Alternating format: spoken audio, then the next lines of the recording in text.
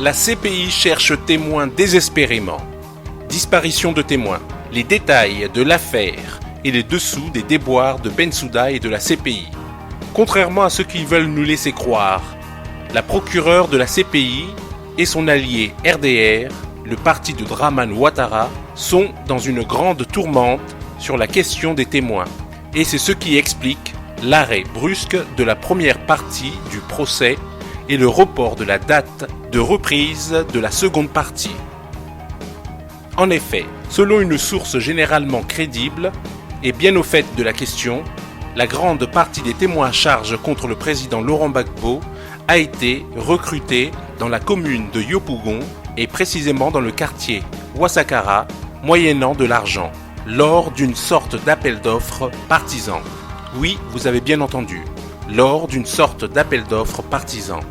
S'il est indéniable que certains témoins aient été pris en charge entièrement et directement par la CPI, d'autres par contre ont été recrutés après qu'ils aient eux-mêmes versé de l'argent au cadre du RDR en charge de la question, pour aller témoigner contre le président Laurent Gbagbo et bénéficier en contrepartie d'un visa et d'un séjour prolongé en Europe, le tout devant être garanti par la CPI.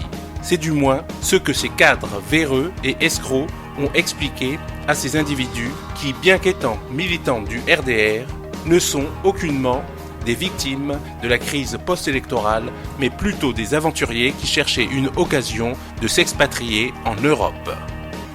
Tout se passait bien jusqu'au moment du contre-interrogatoire de la défense du président Laurent Gbagbo.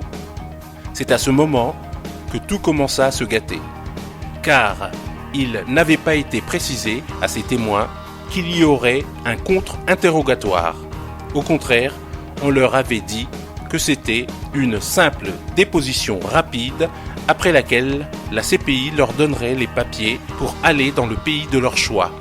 Erreur, car après leur mensonge, ces témoins se retrouvent nez à nez avec l'intrépide maître Oshi, l'irrésistible maître Jennifer Naouri et l'irréductible maître Agathe Barouan, le tout supervisé par l'immense maître Altit. Ce fut le début des bégaiements, des égarements et des énervements.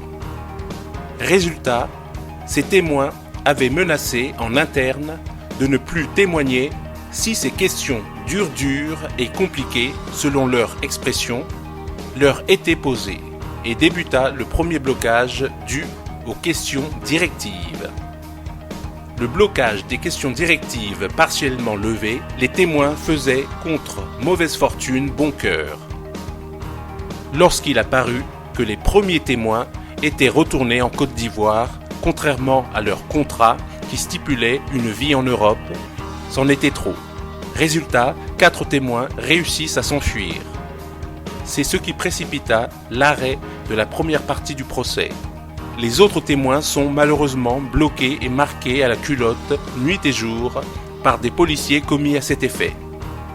Non contents d'avoir été grugés, ceux-ci ont appelé la direction du RDR à Abidjan et ont menacé de dire la vérité en témoignant pour le président Laurent Gbagbo si une ferme garantie du respect de la contrepartie de leur contrat ne leur est pas donnée et s'ils sont forcés de témoigner.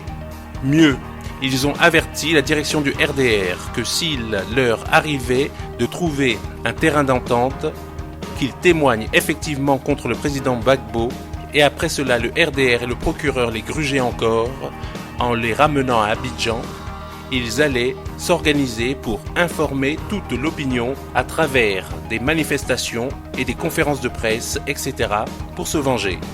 Selon notre informateur, ce sont ces menaces fermes et la recherche de solutions face aux exigences des témoins et la disparition des autres qui ont amené la CPI à reculer la date de reprise de la deuxième partie du procès qui était annoncée pour le 3 mars 2016 mais qui reprendra finalement le 7 mars 2016. Ainsi va le procès de la honte qui finira par détruire la CPI et consacrer notre victoire face à la forfaiture du siècle. Kakri Kaza.